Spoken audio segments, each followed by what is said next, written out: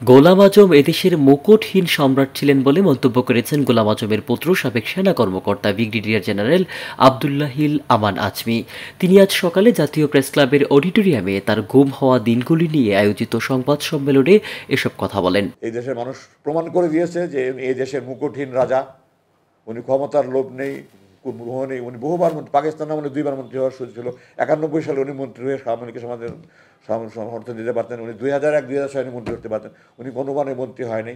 উনি প্রতিবারই বলেছে আমি সরকারে থাকলে সরকারের অন্যায় আমি সমালোচনা করতে পারবো না, এই জন্য আমি সরকারের অংশ হয়ে কখনো থাকতে চাই না। নাহলে ওনার 4বার সুযোগ ছিল, উনি মন্ত্রী হননি।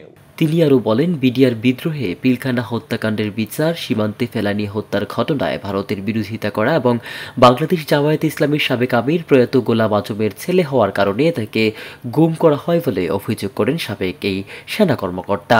বিডিআর বিদ্রোহে যেসব সেনা কর্মকর্তা হত্যাকাণ্ডের শিকার হয়েছেন তাদের সুষ্ঠু তদন্ত ও বিচার দাবি জানান তিনি।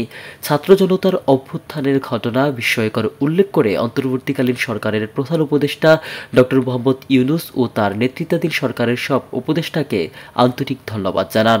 এ সময় অন্তর্বর্তীকালীন সরকারের কাছে গুম, খুন, হত্যাসহ সব ধরনের অপরাধের দৃষ্টান্তমূলক শাস্তি দাবি করেন আমান আজমি।